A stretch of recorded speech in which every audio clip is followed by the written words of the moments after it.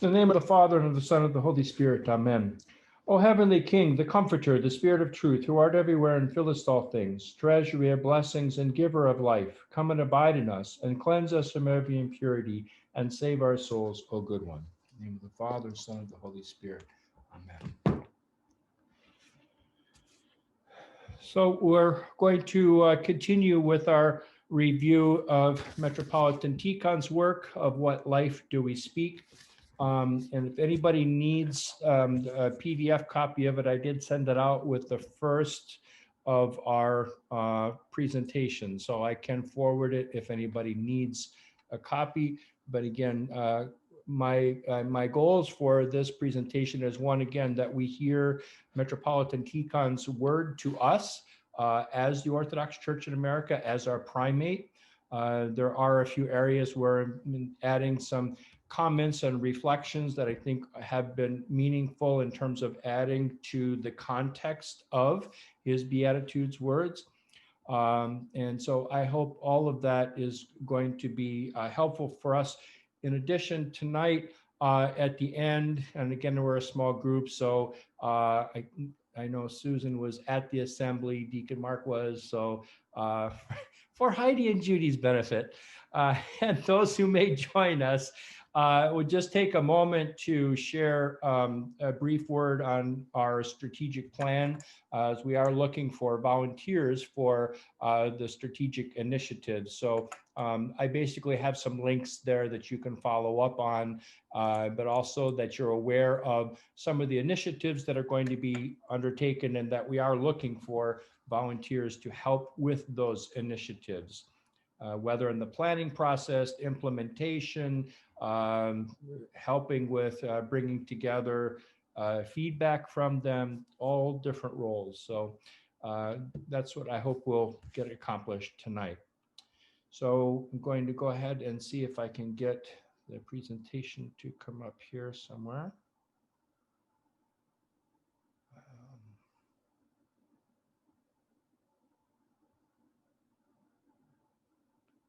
Oh my, okay, not there. Well, here, PowerPoint.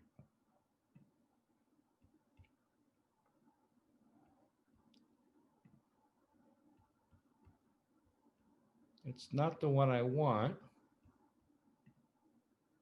That's the one I want. Outstanding. Okay, can you all see that? All right, so we're starting with pillar 3, which is relations with others.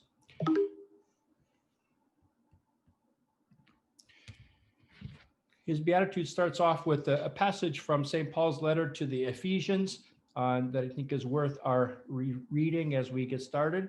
Now, therefore, you are no longer strangers and foreigners, but fellow citizens with the saints and members of the household of God, having been built on the foundation of the apostles and prophets, Jesus Christ himself being the chief cornerstone, in whom the whole building, being fitted together, grows into a holy temple in the Lord, in whom we are also being built together for a dwelling place of God in the Spirit. Again, Ephesians chapter 2, verses 19 to 22. His Beatitude states that suspicion, judgment, fear, anger, and an inability to dialogue have continued even as the means for communication have expanded in recent years. So he says that we must preserve an Orthodox Christian attitude of humility to navigate the stormy sea of this life, and not, on the one hand, give in to the negative spirit of this age, nor, on the other hand, naively place our hopes in a superficial quest for love and peace in the world. And he quotes here the great priestly prayer that we always read at the beginning of the Matins of Holy Friday, the 12 Gospels, Jesus' great priestly prayer.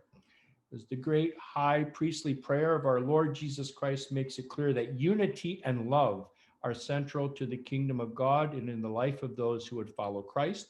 But it should be noted that this great prayer, which serves as the first reading, as I said, is offered immediately before the passion, crucifixion, and death of the giver of life. So if we seek to receive healing offered by the divine physician, we cannot expect to attain this without the cross. It is the cross which stands in the midst of the earth, and it is through the cross that joy comes into all the world.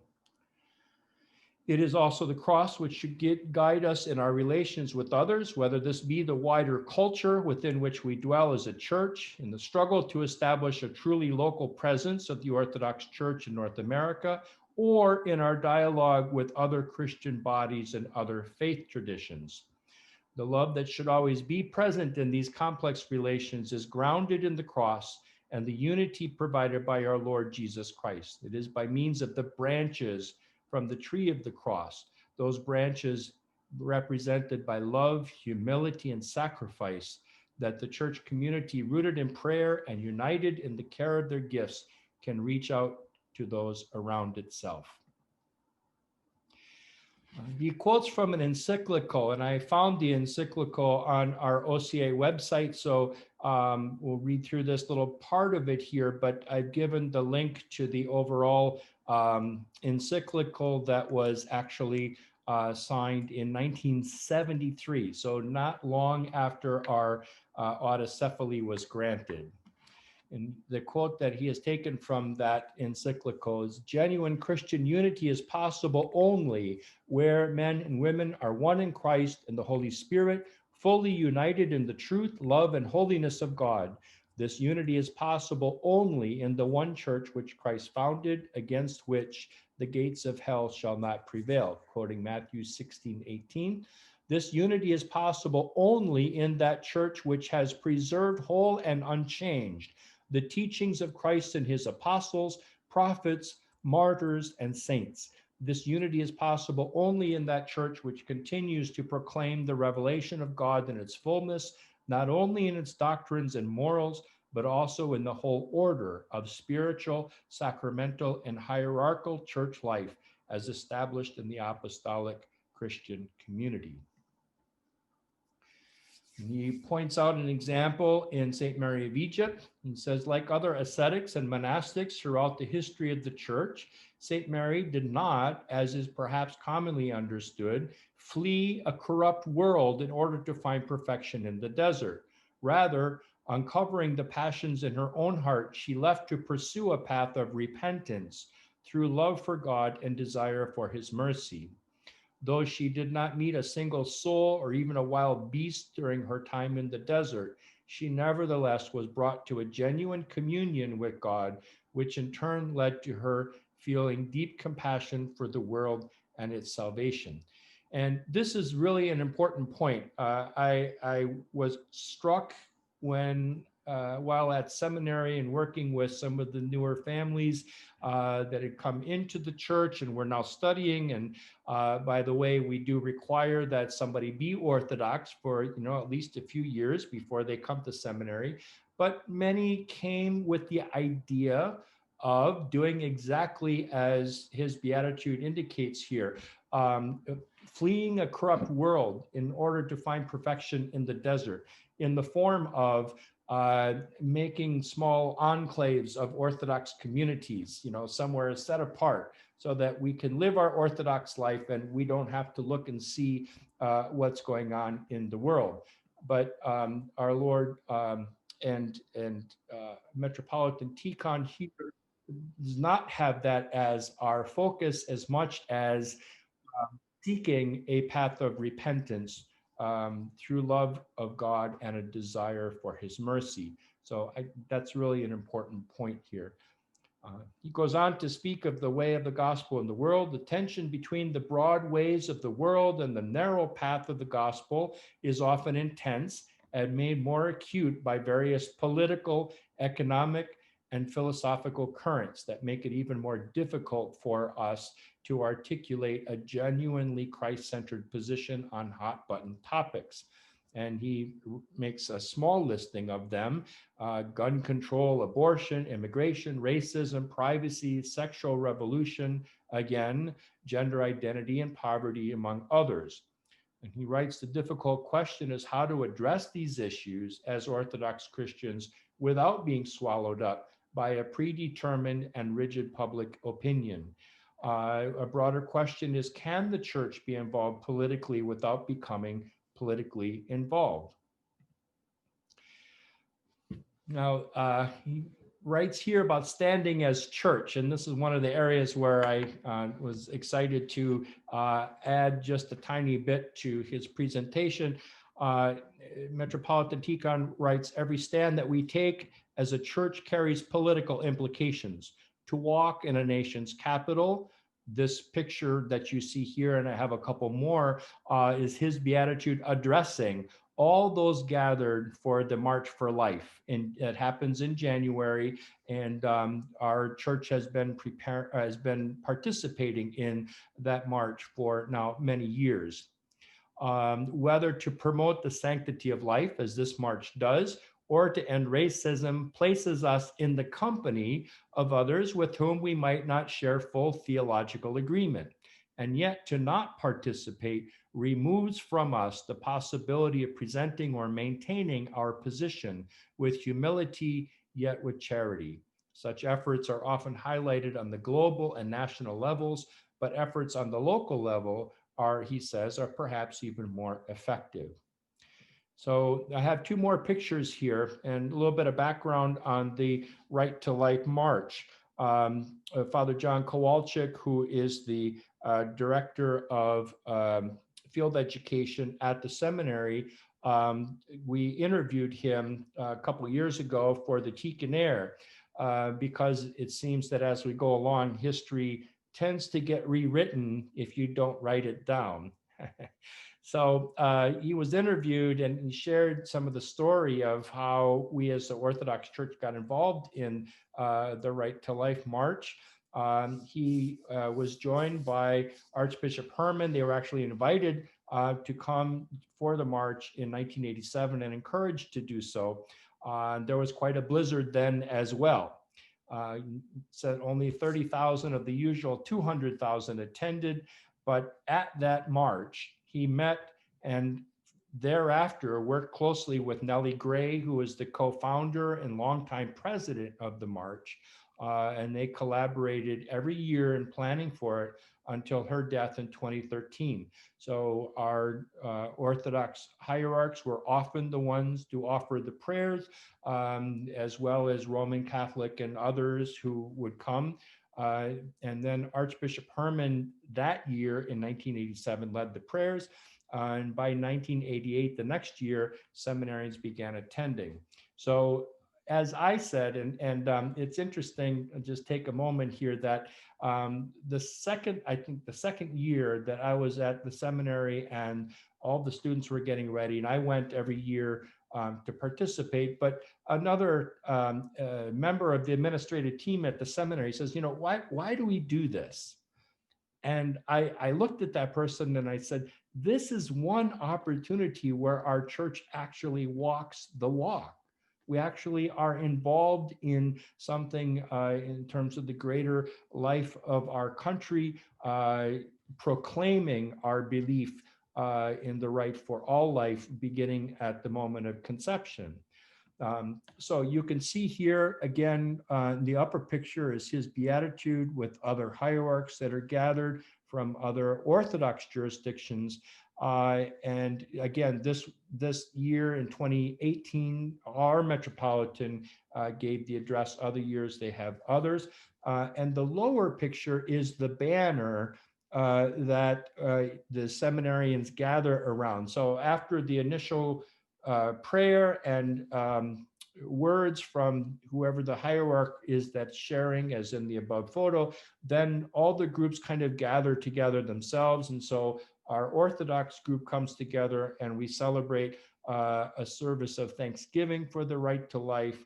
And then after that is a march, literally marching. And so we're marching with all kinds of different groups, all kinds of different understandings. But it is incredibly important for us to be participating and proclaiming our beliefs in this manner in the Right to Life March.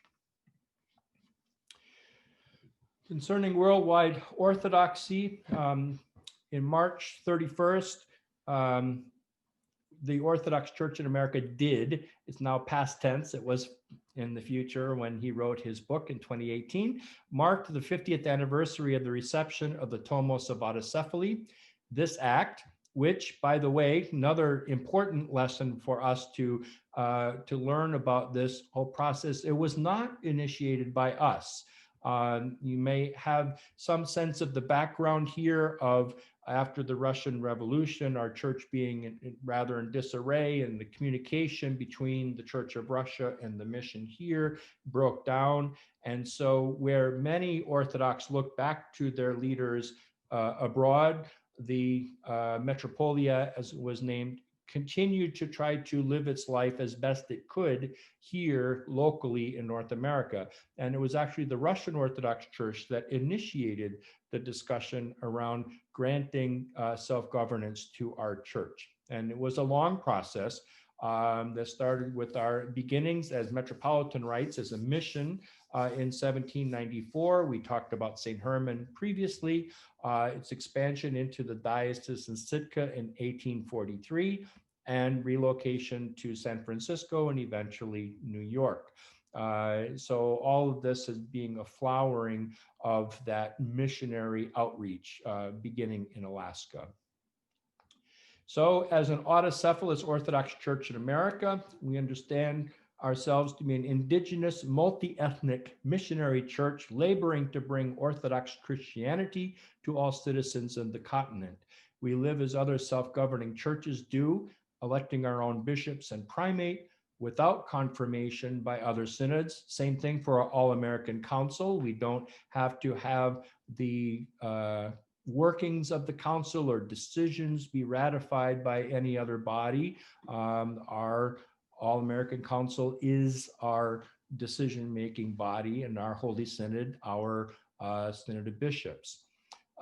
So we also maintain inter-church relationships with other churches and consecrating our chrism, which we looked at last week.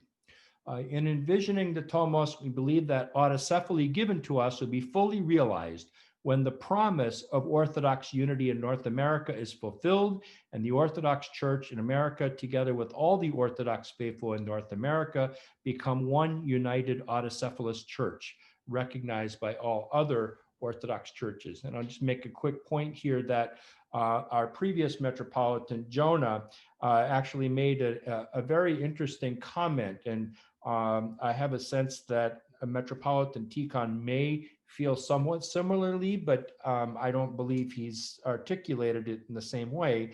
But our Metropolitan Jonah said at some point during his brief tenure that, if it came to be that unity for Orthodoxy in North America could come about by the OCA giving up its autonomy and autocephaly, that it would adopt that kenotic posture toward the greater good of Orthodoxy in North America. We're going to talk a little bit more later on about our relations with the other Orthodox here in North America, but for the time being, again, it's still envisioned that one day, and this was Saint Tikhon's vision, that there be one Orthodox Church in North America. All the different ethnic backgrounds and the missionary experience in Alaska would all be part of one Orthodox community. And we, of course, have drifted far afield of that by having our multiple jurisdictions. So now we come up to the Assembly of Canonical Orthodox Bishops. So I'm going to say a word about this. He says, first of all, we commit ourselves to work with the Episcopal Assembly in order to realize the goal of unity.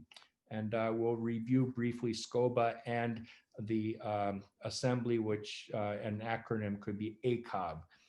But he writes, he actually includes an address of Archbishop Dimitri to Patriarch Pimen in 1978, saying the Orthodox Church in America is autocephalous not in order to be self-sufficient and isolated, but in order to be in living communion and close contact with all other Orthodox churches. The Orthodox Church in America received autocephaly not in order to be master of Orthodox unity in America, but in order to be a servant of this unity. So there's that same kind of kenotic posture there, as articulated by then Archbishop Dimitri, now of blessed memory. These affirmations remain true today, even in the present Assembly of Bishops. Here also, the Holy Synod of the Orthodox Church in America has maintained that the ultimate solution to the canonical anomalies in our region can be best achieved through the formation of a broader local autocephalous church. So again, in my time in teaching at St. Tikhon's, I taught a canon law and parish administration class. And so as part of that class, we reviewed some of the initiatives that have occurred here. And the first one was the Standing Conference of Orthodox Bishops in the Americas, or SCOBA. And SCOBA was adopted in August of 1961. And here's a little bit of language from the formational documents of SCOBA. Therefore, we, the hierarchs of the American Church, have decided to establish a standing Episcopal conference for the consideration and resolution of common problems, the coordination of effort in matters of common concern, and strengthening of that unity, which is the essence of orthodoxy.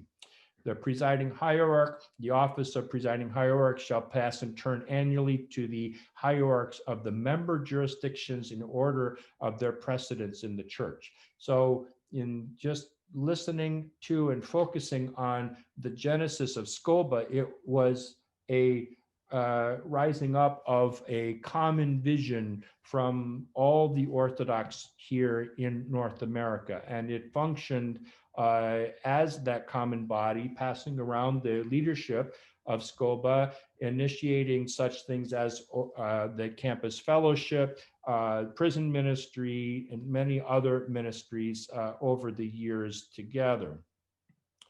But in the fourth preconciliar Pan-Orthodox Conference, that's a mouthful. So I want to just unpack that a tiny bit before we get to the actual formation of ACOB. So for a number of years, the thought of one-day gathering, as we now look back in the past, I think it was 2016 was the year we had this gathering of Orthodox hierarchs. It didn't wind up being on the level of an ecumenical council. Many decided they didn't want to attend, and there was a lot of political goings-ons and struggles around that gathering happening. However, prior to that gathering, a number of what were called preconciliar Pan-Orthodox conferences were convened. The idea being, and I have materials on all of these, they took topics like the topic of marriage, the topic of ecumenical relations. All these different topics were assigned to member churches all around the world, member Orthodox churches. So each one were researching particular questions, and these preconciliar Pan-Orthodox conferences were convened to actually create an agenda for an actual holy council gathered of all the hierarchs, again, in the image of the former ecumenical councils. So a lot of work went in over decades, and it would be interesting, we could do another presentation on what that preconciliar agenda came to look like and what the agenda actually was when they gathered in 2016. So in some ways they took from that preconciliar work, in other ways they did not. But in this particular fourth preconciliar Pan-Orthodox Conference, it was convened by His All Holiness Ecumenical Patriarch Bartholomew with the consensus of the primates of the other Orthodox churches expressed during their sacred synaxis at the Phenar in October of 2008. This conference met at the Orthodox Center of Ecumenical Patriarchy in Shambhasi in June of 2009. And at that preconciliar conference, one of the decisions that was made was that for what was called the transitional period, where the canonical solution of the issue of Orthodox unity would be prepared, episcopal assemblies of all canonically recognized bishops in each region should be created or founded in each of the regions defined. These assemblies will consist of all the bishops in each region who are in canonical communion with all the most holy Orthodox churches, and will be chaired by the first among the prelates of the Church of Constantinople, and in the absence thereof, in accordance with the order of the diptychs. The diptychs, if you remember, is the listing that is read only when our metropolitan serves, but all of the canonical Orthodox churches in the world. So beginning with the ecumenical patriarch, and all the churches are identified, and that is called the diptychs. And so this creation of episcopal assemblies includes that the leadership of these local episcopal assemblies would follow those diptychs, so the organized churches. And if you are following that, we as the Orthodox Church in America obviously read all of the diptychs when our metropolitan serves. The OCA, however, is not always remembered among the member churches. So some churches accept the autocephaly of the Orthodox Church in America, others do not. So other churches, they might not include the Orthodox Church in America, but as an autocephalous church, we do commemorate all of the bishops. But the point that I'm making here is that where SCOBA was formed by the bishops kind of coming together and saying, hey, we need to work together here locally in the Orthodox context.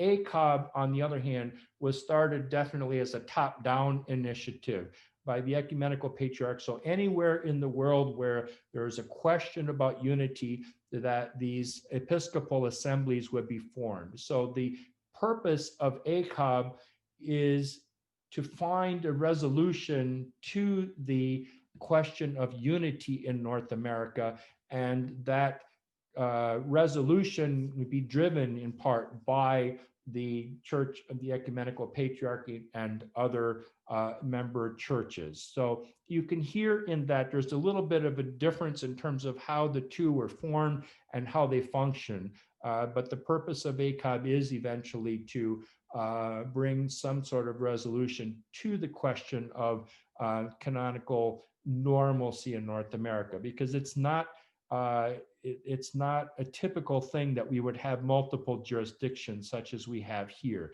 Typically, one Orthodox church, one geographical area. That has been the norm pretty much the church's history, with some exceptions. But here in North America, because of the historical issues, we have the multiple jurisdictions. So it is not a normal or normative situation for our church. And so the hope is now that ACOB will bring some resolution. But it did, the formation of ACOB in 2009 effectively terminated SCOBA that had preceded it. So more words from his beatitude here, that he says, we maintain this position of looking toward the greater unity here in North America, even within the difficult climate that still prevails, in which the resurgence of ethnic identity is competing with different interpretations of primacy and authority within the so-called diaspora. To maintain such a position, it is important that we do this not only locally in North America, but globally as well. It is important for the Metropolitan of the OCA to make primatial visits or pilgrimage to the other autocephalous churches and prioritize funds to make this possible. I would just, again, make a comment here, and this comes from Father Alexander Schmeman's writings, not in For the Life of the World, but he actually, it's a very helpful image. I should have put a slide together to represent this, but I'll try to just verbally state it. when we think about our Orthodox Church in America, Father Alexander wrote that the first of the rings, if we were to think of concentric circles going out, right?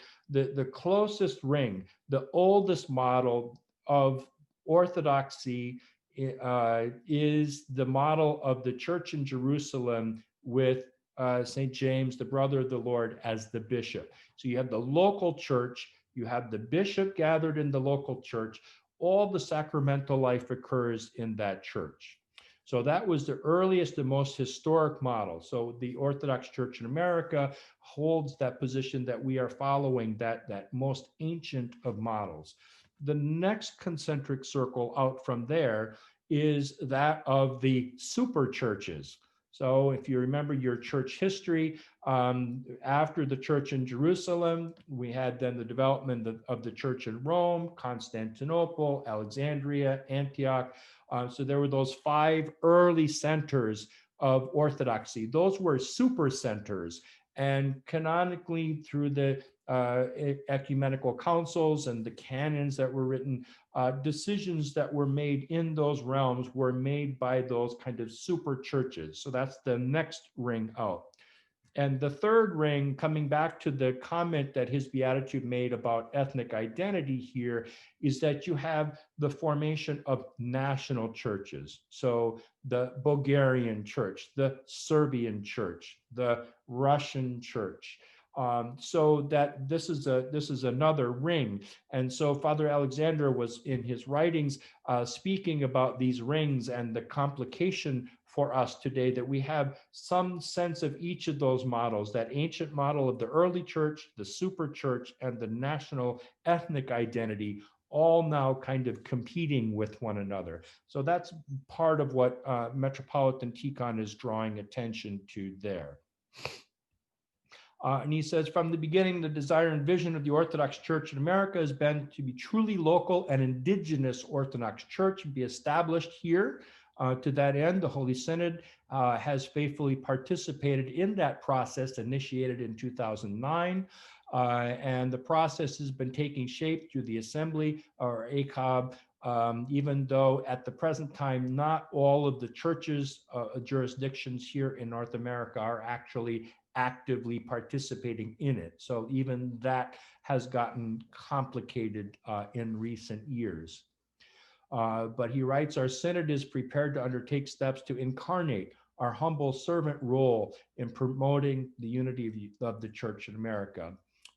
And saying that we need to continue to put resources into sponsoring and hosting conferences and activities that promote pan-Orthodox cooperation, such as in our local area, FORCE, the Fellowship of Orthodox Churches of Connecticut, was initiated to be a place where all of the Orthodox could come together as a pan-Orthodox initiative.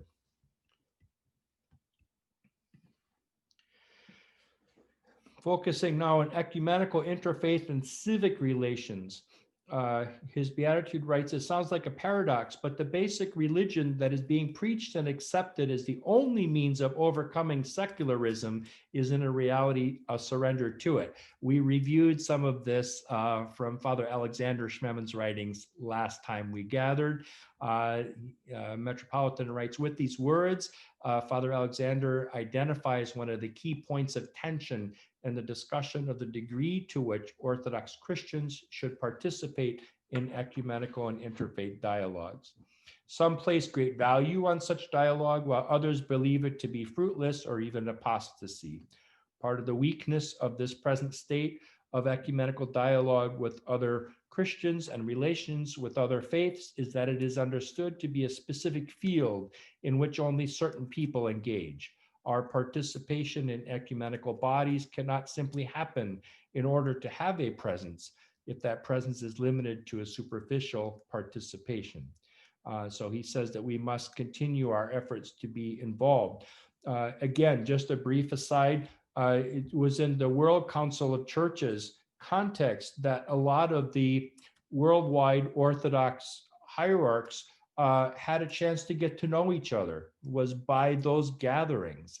And if Father Leonid Kishkovsky were here speaking about this at this time, he would also say that a lot of effort went into in the World Council of Churches and the National Council of Churches, instead of the perception of each church having a vote, recognized very quickly that the Orthodox would be a small minority, even though it is a historic Christian church. So they even tried to make provisions in these bodies so that the voice of the historic Christian traditions would not be lost in the cacophony of many, many voices representing all of the current churches. External relations, not just a technical area of expertise. It refers to how we relate as a church to our fellow Orthodox Christians, to other Christians, and to those of other faiths. It encompasses how we interact with civil authorities, institutions, and governments.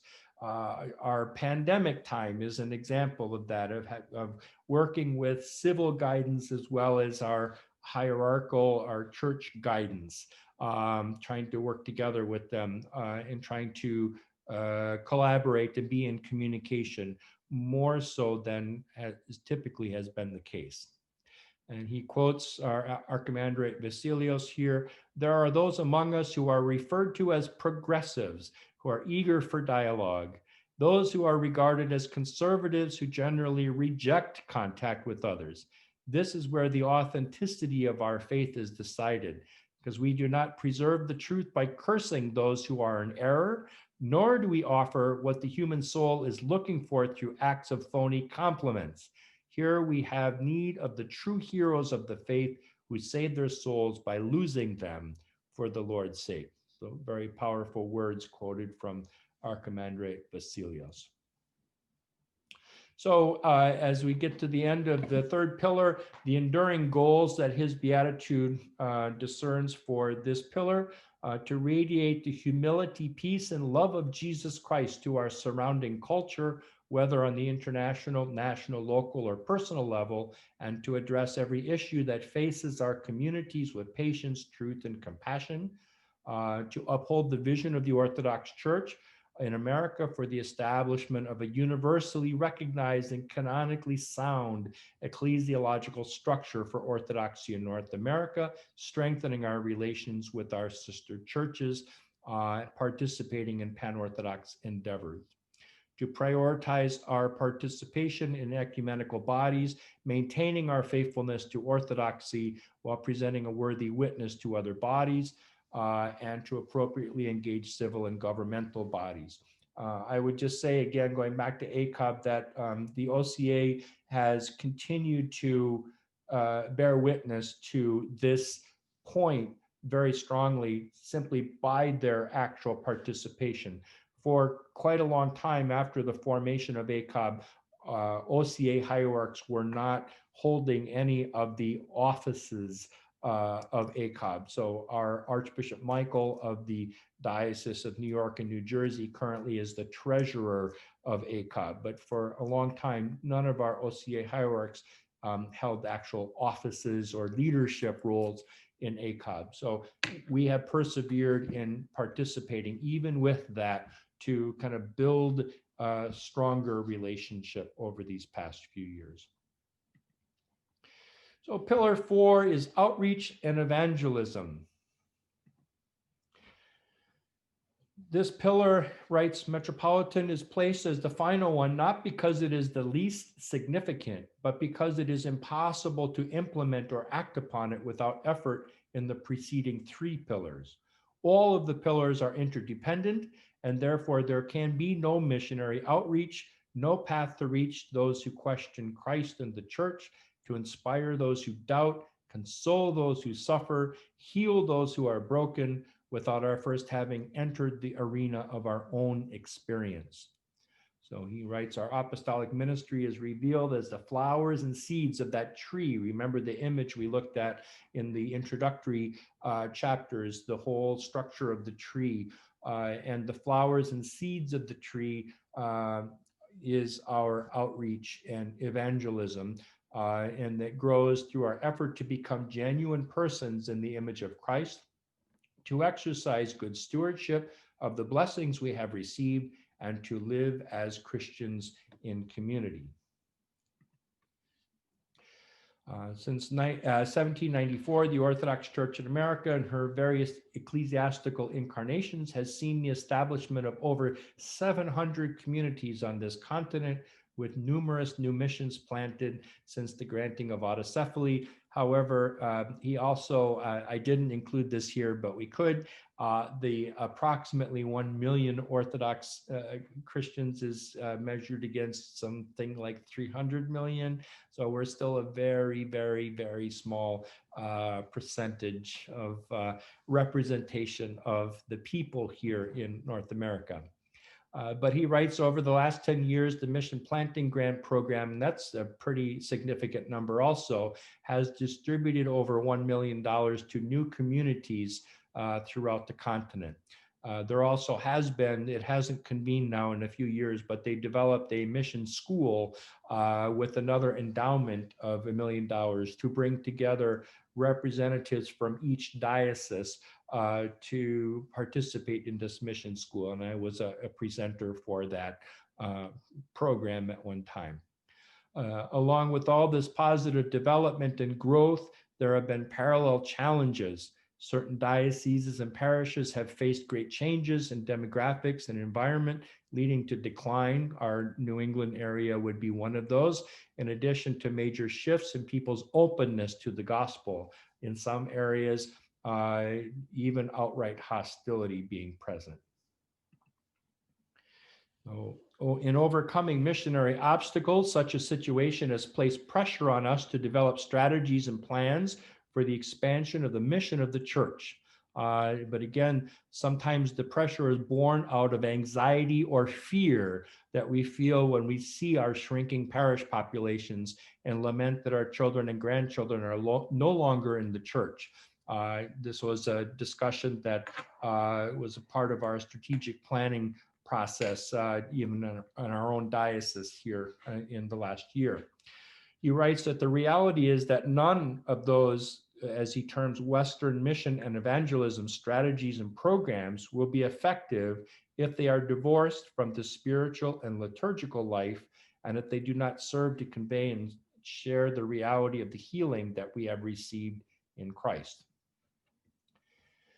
So our apostolic work cannot be confined merely to recruitment and expansion. If our goal is to make North America Orthodox, this very important comment here, such a goal is self-serving, negative, and almost violent. Its focus is on either how to preserve ourselves or how to impose our faith on others. He writes, undoubtedly, many converts to the Orthodox Church will have stories of very persistent and convincing advocates for orthodoxy, but most of them will also likely emphasize that their entrance into the fullness of the faith was completely voluntary, in the same way that all of us willingly follow our Lord Jesus Christ on his voluntary entrance into his passion, death, and resurrection. Here we could ask those who have recently entered into our parish a similar question. What he terms Matthew 25 ministries, the key to numerical growth is spiritual growth, and spiritual growth cannot take place without a sacrificial effort. If we are to be apostles to the nations and bearers of Christ's healing and salvation to a broken and hurting world, then we must reach out to that broken world through prayer and concrete action.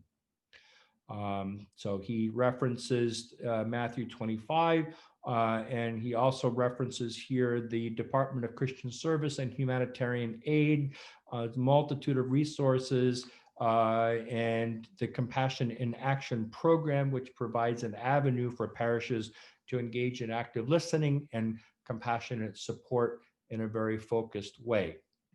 So I put here a little series of slides. This was a program that I and we called ourselves the 3 V's. We worked for over a number of years to develop this program, preceded slightly focused North America that has since come into being. But the main focus of Compassion in Action is that it's not just a how-to ministry manual, but rather it is an approach to ministry that involves the whole parish. So if you can look over at this little chart here, it's hard to read because it's smaller, but it's the only format I had here. Christ transforms the caregiver embodies Christ's presence, and the caregiver brings Christ embodied presence to the care receiver, the one who is in need of ministry. The caregiver, as well as the care receiver, is transformed through being open to God's presence. And the caregiver brings that transformation back to the parish, and ultimately the parish itself is transformed. This is meant to be kind of a circular pattern. But in order for ministry to happen, there needs to be support on the part of the parish, the council, the people, everyone praying for those who are engaging in ministry. So it is our hope that as we get into these strategic initiatives, that they might look at the Compassion in Action program, because again, the hallmark of this approach is that those who are involved in ministry are supported in that ministry, to given the opportunity to process and reflect on what they encounter when they encounter people in need, and to give them time and opportunity for that experience to be processed, reflected on, prayed over in the context of ministry. Other pan-Orthodox organizations, of course, we're familiar with the International Orthodox Christian Charities, IOCC, the Orthodox Christian Mission Center, OCMC, and I mentioned already Focus North America, serving people in need across the country.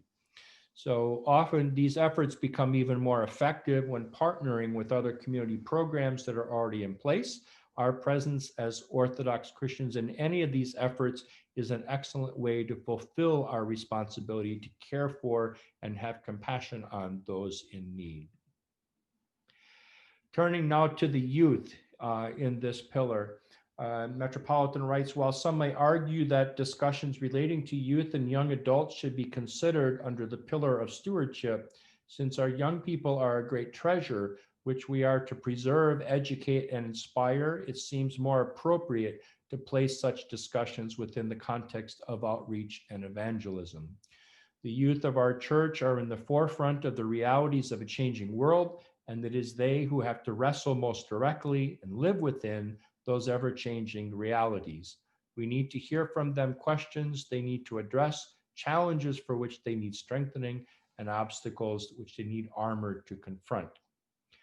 He writes, the unfortunate reality is that we have too often abandoned our young people and failed to provide them with the nourishment, intellectual, emotional, and spiritual, to help them face the world, let alone find life within the world. And he frames a question which, is always talked about in the church: why have our children left? And he writes, the more we confirm that we have failed, not merely to keep them in the church, but to have engaged meaningfully with them as human persons in the image of Christ. From there, he turns to parish-wide education. He writes, could it be that we find it difficult to answer these questions because we ourselves have failed to grasp fully what it means to be a person in the image and likeness of Christ? Outreach and evangelization begins in the parish, in our homes, each of our homes, with individual parish members whom we have. Education of the faith is part of the lifelong process of theosis. Theosis, very briefly, to become what God is by nature through God's grace, to growing closer and closer to the image of God planted within us.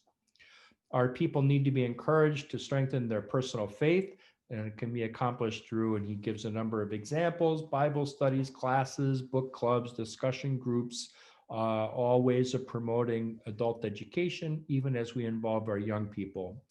Some parishes are beginning to hold family nights during which education is offered on all levels at the same time.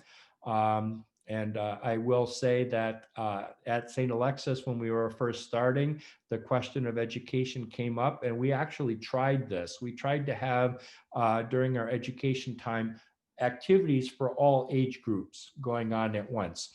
And the big problem we wound up confronting was that where there was material for the very young, in terms of church school curriculum materials and all that, then there was a void from there really up to the professional theological writings that students study in seminary. So we were lacking a broad base of materials at that time to be able to work with young adults, with adults who are families, with children, teenage children, younger children. So it wound up not working for us at that point, but still is a worthy goal.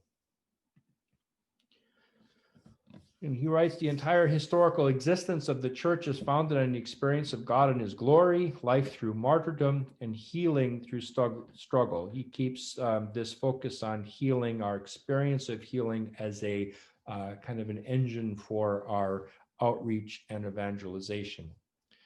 So he says, we look to those who have entered this experience, the saints, martyrs, confessors, ascetics, but we often become paralyzed when we try to follow this path ourselves.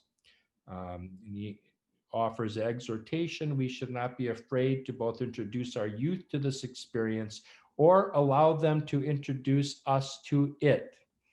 I remember here many years ago, my wife and I were working with the church school in the parish that we were in early on in our marriage, and I'll never forget this. We had a retreat day for the young people in church. And we were already underway, and one family came, and the son said to mom as he came in, see, I told you we were meeting today. We're missing it. We're missing this opportunity. He was so excited to be there that I can imagine that he was saying to mom, we have to go to get there for the program. And so that very image that his Beatitude writes here, sometimes our youth introducing us to life of faith through their very innocent experience of it.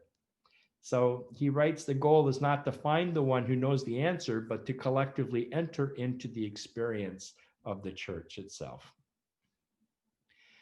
So the OCA's Department of Youth, Young Adults, and Campus Ministry has been coordinating activities, although I do know that we had funding set aside for a director. I don't know that that's actually happened yet with the current round of restructuring going on at our national church level. We had John Kruchak here last week in our session that the Fellowship of Orthodox Christians in America, FOCA, used to be FROC, has a long history of bringing youth and young adults together for social and sporting events. He writes, a more active coordination and an increase in the development of local youth ministries will go a long way to providing young people with resources and companionship. Finally, communications. In its essence, missionary work involves communication, should not be identified solely with the external modes of sharing that modern technology, but rather with prayerful Christian manner in which we shine the eternal truth of Christ through the living and preaching of the gospel, the conveying of the Orthodox patristic and ascetical experience, and the Christian care and love we extend to our neighbors, to strangers, and even to our enemies. It is about preaching the resurrection with our life, a life illumined by that resurrection. We live in a world in which communication is the means by which humans interact with each other, even with pitfalls and challenges, and also opportunities. But all this requires careful and prayerful attention and the harnessing of available resources. So he writes that we need to invest in competent and experienced individuals who can effect this good communication and serve as conduits for the truth of the gospel. I think we would all agree that a lot of resources are now available through such mediums as Ancient Faith Radio and elsewhere. And also he writes, we must, as His Holiness Patriarch Kirill has said concerning the mission of the church in the world, fill all the space with orthodoxy. And ultimately, our outreach and evangelism takes place in our parish and mission communities, and is crucial that we encourage all of our communities to continue our efforts toward mission growth and revitalization of existing parishes. I had a board member at St. Tikhon's who had this goal, and he would speak about it often. He said, I want for the church, for there to be, no matter where you are in the country, an Orthodox church within a half hour's drive. So think about that for a moment. There are parts of our country that are really canvassed with Orthodox churches, but there are also parts of our country where you can drive for hours and hours and not find an Orthodox parish. But that for him was a quintessential way of reckoning missionary work, that when we have parishes within a half hour of each other all across the country, then we'll be getting somewhere in terms of outreach. So he said cooperative efforts between the local community, the diocese, and the Orthodox Church in America through the planting grants and the mission school can continue to address this, one mission parish at a time. But he writes it also begs the need for more clergy, the need for more seminarians, the need for more vocations, as expressed in the first pillar.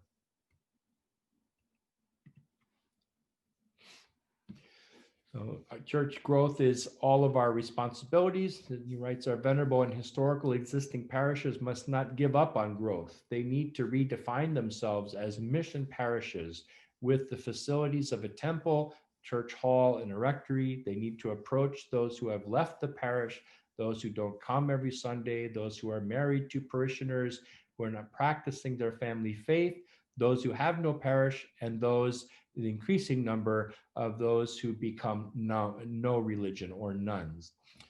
There is a lot of mission work to do even in small communities with terrible demographics.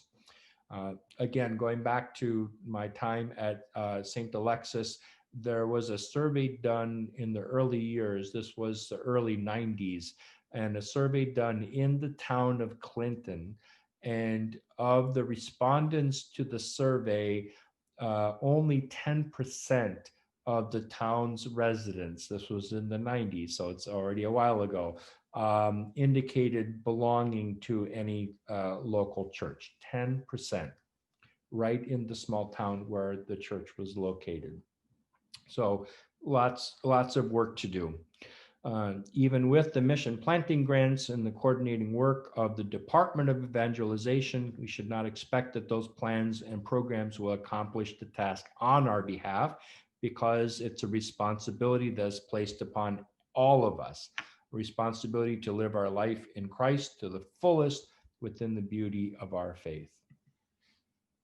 So here are the enduring goals of the fourth pillar: to reach out to those in need, both within and outside our parishes, through the effective ministries offered by Christ in the Holy Gospel, to call upon our young people to give the example of missionary zeal and apostolic ministry.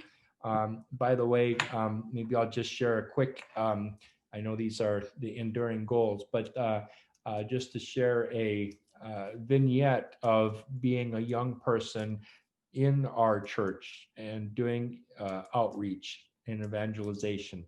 When I was probably 15, 16 years old, at that time, Bishop Boris was, a blessed memory, was the hierarch in the Midwest Diocese. And I'm not sure if it was his idea or if from the cathedral parish we came up with this, but he kind of joined us in doing this. So we rented a van, and in the summer months, we drove all up into northern Minnesota, northern Wisconsin. There were probably half a dozen, maybe even 8 to 10 small Orthodox parishes up in the North Country that no longer had regular services, no longer had people coming regularly, but we made a circuit in those weeks, traveling to those churches. When we were by ourselves doing reader services, I remember leading reader services in those churches. Sometimes Bishop Boris would join us, or one of the priests from the cathedral. But it was really an incredible thing to go to these churches and have people from the community kind of come together. They saw activity happening, in the church where normally there wasn't activity. And it was just such a meaningful experience. It was uplifting for us to participate in that outreach. And it was very moving to see the response on behalf of the faithful that we met over the course of the summer. So again, calling upon our young people to give the example of missionary zeal and apostolic ministry, to effectively communicate the gospel of life by words, deeds, and silence, and to manage our internal and external communications to reflect both the truth and compassion of Christ, to plant and preserve our Orthodox communities, missions, young parishes, established parishes, as a haven within which the church and human beings might blossom. So we are definitely a part of that greater picture here in New Haven. So there's a little concluding section to Metropolitan's work, the prophetic way of the church. We have an icon there of the prophet Elias. Prophetic vision, and these are two passages from Vladimir Losky, who was a more recent theologian in the life of the church that I think they bear listening to here. He writes, revolutionaries are always in the wrong, since in their juvenile fervor or anything new, in their hopes for a better future and a way of life built on justice, they always base themselves on theories that are abstract and artificial, making a clean sweep of the living tradition, which is, after all, founded on the experience of centuries. On the other hand, he writes, conservatives are always wrong too. Despite being rich in life, experience, despite being shrewd and prudent, intelligent and skeptical, for in their desire to preserve ancient institutions that have withstood the test of time, they decry the necessity of renewal and man's yearning for a better way of life. So the Metropolitan writes, a year and a half after the publication of For the Life of the World, a great friend and mentor to Father Alexander Schmemann, Metropolitan Leonti, a blessed memory, fell asleep in the Lord. At the Metropolitan's funeral, Father Alexander said of him that he had no fears, no suspicions, no frustrations. He was equally alien to pseudo-conservative negativism and pseudo-progressive compromise. So I want to take a moment just to reflect a little bit on the life of Metropolitan Leonti. While I want to say that part of my actual arrival at St. Tikhon's and serving in the role of the dean happened in part because of Metropolitan Leonti, and I won't necessarily share that story right here, but we did have, during my brief time at the seminary, a 50th anniversary celebration of his repose. It was in 2015. We had a whole symposium. We had presenters talking about various aspects of his life, and then people gathered together and spoke about their experience of him. So I want to just take a moment while we're here and while we're Metropolitan references Metropolitan Leonti to talk a little bit about him, because he's not a proclaimed saint yet in our church. There is a canonical commission looking into his canonization, but as you will hear in this kind of brief reflection, he was an incredible figure of our Orthodox Church in America, and so deserves our attention for sure, even at this juncture. So he actually originally was brought here from Europe to head the seminary in Minneapolis. So the parish, the cathedral parish in Minneapolis, had it was kind of a school for young adults, I would say, maybe between junior high, high school, and a number of those students wanted to go on to further studies. And so in 1905, 1906, Father Leonti was brought here, and Turkevich was his family name, was brought here to lead what would become the seminary, and the school that was in Minneapolis was moved out to, I believe, the Chicago area. So he was brought here to be the rector for the seminary. Father Leonti in 1907, just if you are familiar with some of the church history, when the very first was called the Sobor. They weren't called All-American Councils yet, but the first time when our church gathered together in council was 1907. St. Tikhon had been recalled to Russia, but he hadn't left yet. And so Father Leonti traveled to, it was right by St. Tikhon's nearby parish there. They had the council, and Father Leonid attended that council, and he actually brought to that council two important things happened there. One is he brought a rudimentary parish bylaw as an initial draft for consideration. And the other question that was decided at this early first gathering of the church here locally was that there should be clergy and lay representation to such gatherings, such as we have today at our All-American Councils. So St. Tikhon was present. Father Leonid led this Congress or Sobor that came together in 1907. Subsequently, 10 years later, in 1917, the same Father Leonid was part of a delegation of at least 3 clergy that traveled to Russia for that ill-fated council that happened there in 1917, when St. Tikhon was elected the first patriarch of the Holy Synod in Russia since the time of Peter the Great. Well, Father Leonid was there. He kept journal entries of his experience of that council happening as cannon fire was going overhead because the Russian Revolution was already starting to unfold.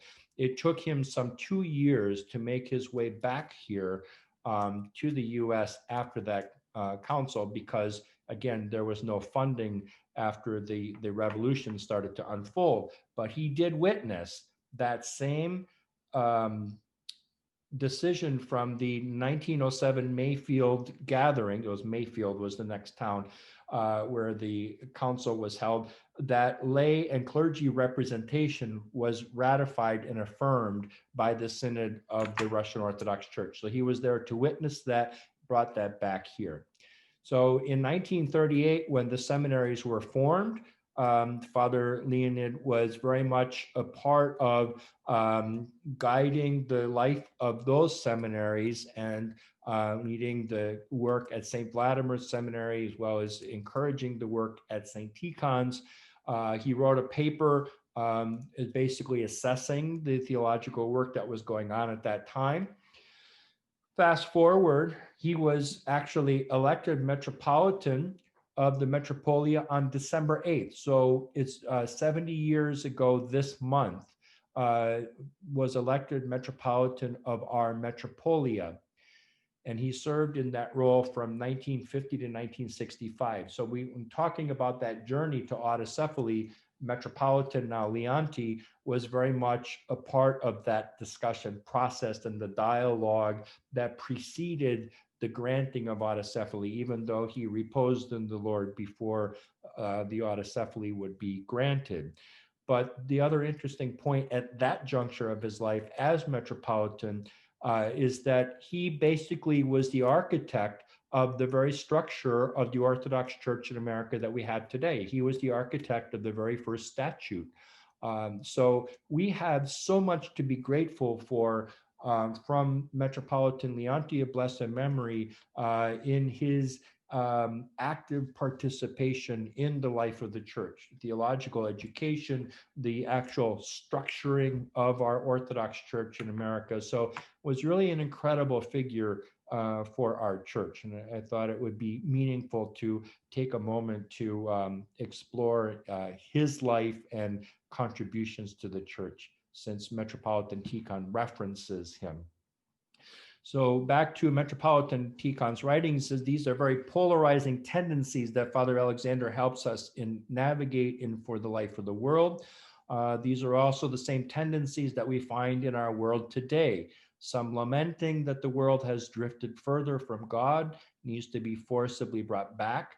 Others feeling that the church has become irrelevant to the modern condition and needs to adapt herself to ever-changing circumstances. Partisans of both tendencies cry for the church and her leaders to exercise a prophetic witness to the faithful of the church and to the surrounding culture. So I think here Metropolitan is trying to be reflective of what he's experiencing and struggling with on a day-to-day basis in his role as the primate of the church, of fielding all these different perspectives and somehow trying to chart a pathway forward for our church. So you really get a sense of the struggle that probably goes on at that level of bishop and even primate of our church. Understanding prophecy, there are different ways to understand. He quotes Archimandrite Zacharias. In the New Testament, a prophet is not so much a person who foretells future events, but rather he is someone who has knowledge of the mystery of the ways of salvation for every soul. And he also quotes St. Gregory the Great, speaking of prophecy taking place when the secrets of the heart are made manifest, and quoting 1 Corinthians chapter 14. So now coming back to the legacy of Metropolitan Leonti, one of the most important legacies of Metropolitan Leonti was that he was a man of God who touched and changed people's hearts with humility and love of Christ. Quote, he lived in and by God, and no one has ever approached him without feeling that he has touched and entered the reality of the spiritual world. In this way, he lived as a true prophet who brought people into the presence of Christ by his life and his own presence. Because he was a man of God, Metropolitan Leonti was also a man of the church who understood that neither Christ nor the church can be measured by the philosophies and ideologies of the world. Oh, and again, this part of this is quoted from Father Alexander Schmemann's eulogy at the funeral of Metropolitan Leonti. We actually read several of these eulogies in the context of that symposium that we celebrated in 2015. So as Christians, we ought to be, first of all, followers and disciples of Jesus Christ, and children of his bride, the church, who gives birth to us. We cannot contribute to the life of the world if we have not grafted ourselves onto the living body of the church by striving to conform ourselves to what the church is. We cannot be a part of the body if we do not live a life of communion with Christ in sanctity of life, with love toward our neighbor, and with zeal for the mission of the gospel. And he writes, this is our prophetic witness. It says it is sometimes lamented that the church has failed in her prophetic witness in the face of an ever-changing world. We have moved from a post-Christian world to an anti-Christian world, such as was existing in the early church in the 2nd century and during the time of the persecutions. But neither a desperate effort to artificially force the church to become relevant, nor an anxious clinging to a fossilized understanding of tradition will help us in the realities in which we live. Now, he again references the importance of Father Alexander's work. It lies precisely in that it traces the middle way between these approaches, and more importantly, offers a prophetic witness in the present, that is, to the heart of man. So rather than being swayed by political, philosophical, or ideological winds, only through a deep abiding, our deep abiding with Christ in our hearts through prayer, obedience, humility, and love, can we hope to stand on the solid rock of faith and thereby make a small contribution to the questions and problems of the world.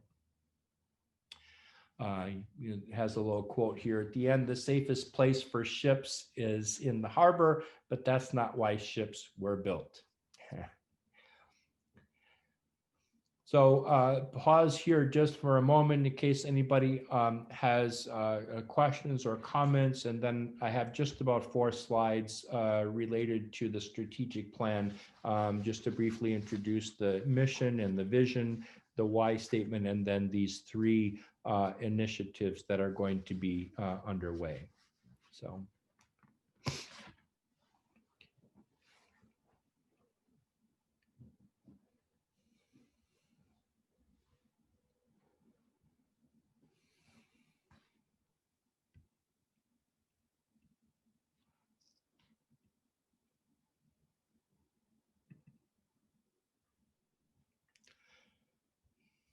I have a question, but maybe if you only have 4 more slides, maybe we should just finish and then I'll take the questions in a couple of Okay. minutes. Yeah, we can do that. We can do that. Maybe stop the recording and then take questions. So our New England diocese has been engaging in developing a strategic plan. This began at the Diocesan Assembly in 2019. And so a small group started together and eventually teamed up with a gentleman with the name of Bill Marianis. He is a lawyer, but he has done strategic planning with many of our dioceses, jurisdictions, parishes all across the country. And in teaming up with him, it was really quite an experience. We worked very diligently over the course of 2019 into 2020, in through the pandemic, and coming up to this year's assembly. So part of what we developed over the course of that year were some of the statements that we're going to look at in a moment. But I want to invite those of you who are here this evening in our presentation to take some time to get up to speed on what has transpired. If you go to his website, it is stewardshipcalling.com.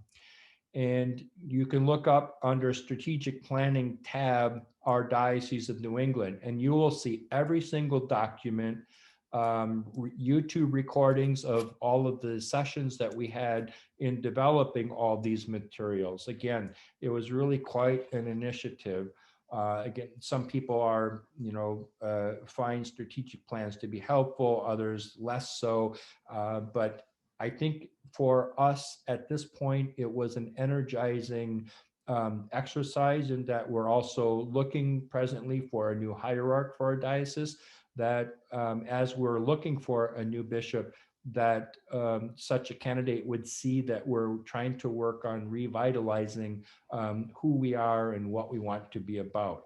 So if you go to his website, stewardshipcalling.com, and under the strategic planning tab, look for the Diocese of New England. You'll see all the documentation there. So you can take time to kind of go through the whole process, such as we did during the year.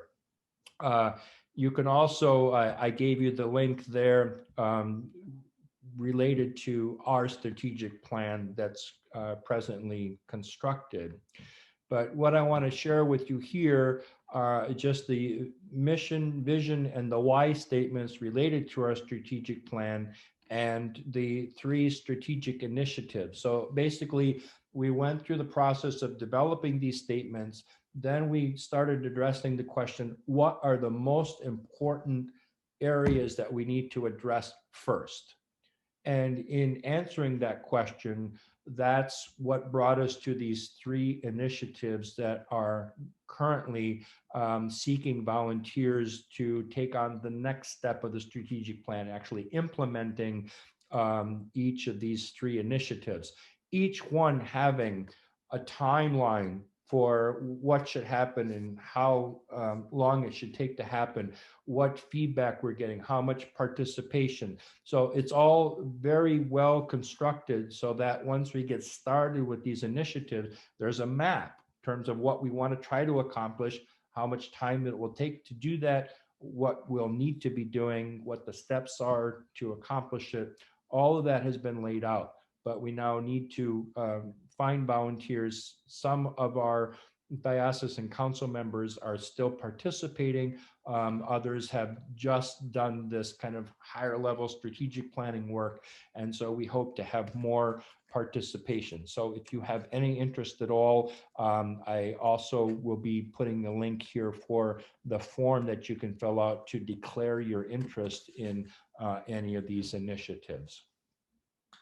So coming up here will be first, and these are taken right out of the materials. You can see this for yourself, but I just captured these few slides here. So the mission statement for our Diocese of New England is to proclaim the gospel of Jesus Christ, to assist parishes and individuals to live the fullness of the Orthodox faith, and to reach out and care for others in God's love. So it's a very kind of macro level mission statement. And the vision statement follows. So, and you can see the vision statement has more of a finite time. So the vision statement would change over time. Mission statement kind of stays the same. So using the acronym of diocese, during the next 2 years, we're going to work on revitalizing ourselves and supporting our parishes and institutions by developing and staffing a diocesan office. This is one of the most important points.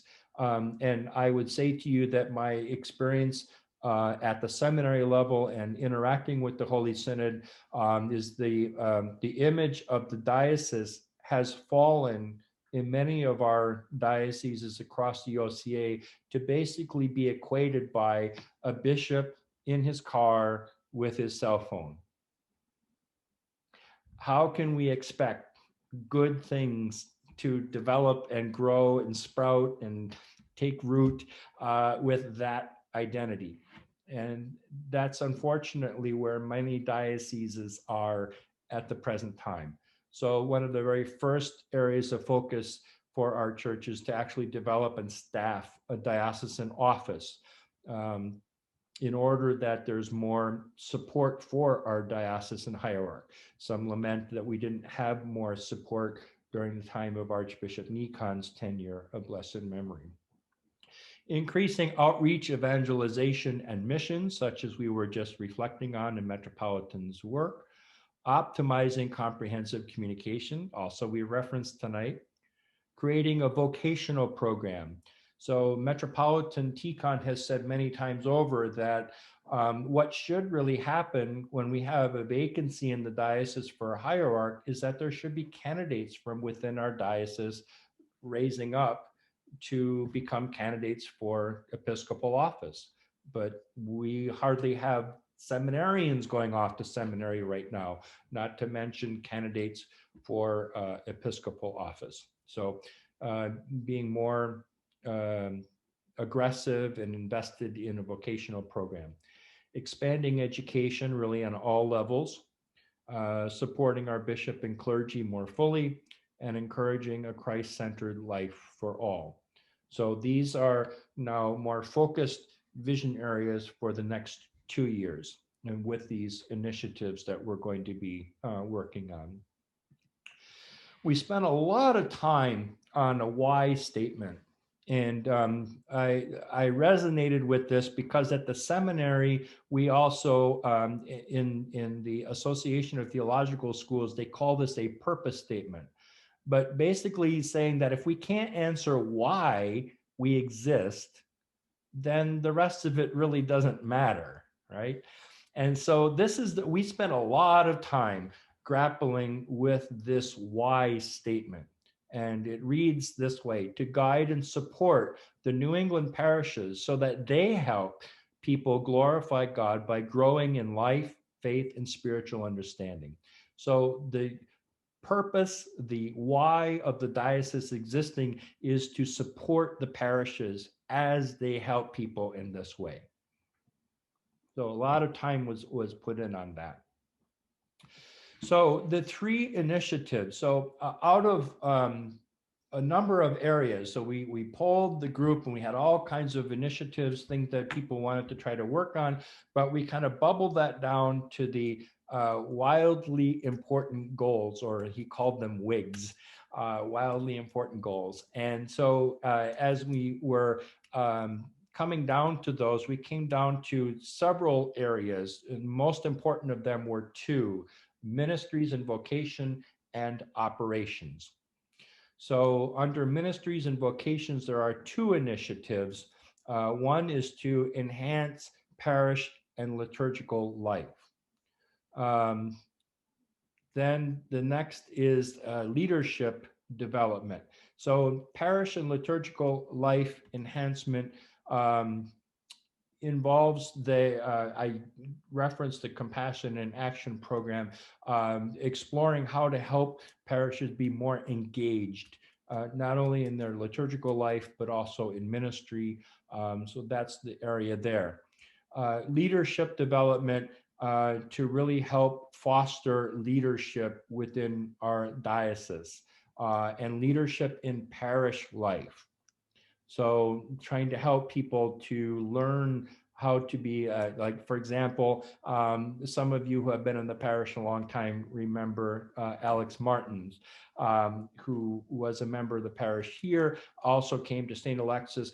I was after him for decades to write a book about being a starosta, or a parish council president in the parish, because he just had this kind of innate skill set in how to function in that way and to encourage others to function in that way.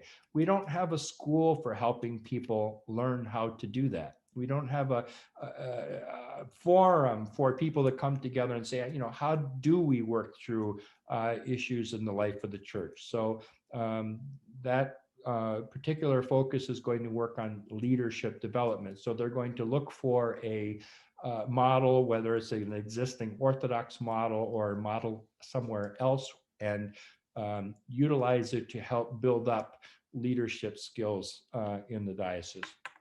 Then under operations, doing a parish health assessment and restructuring optimization. So here, to help parishes kind of assess where their skill sets are and where some of their struggles are, and to help them in beginning to identify those and then develop strategies for developing parish life. So those are the three initiatives. So if you have any interest in participating in those, volunteers are needed. And this is the link, which again, I'll make these slides and these presentations available, but this is the link to the actual Word document that you can just basically say who you are, your parish, and that you are interested in helping with one of these initiatives. So right now we have a small group. Last I heard, somewhere around a dozen people spread out among these three initiatives. So we actually need more volunteers to kind of get them rolling, as it were. So I think that's all I have for slides and such. So time for questions or comments here.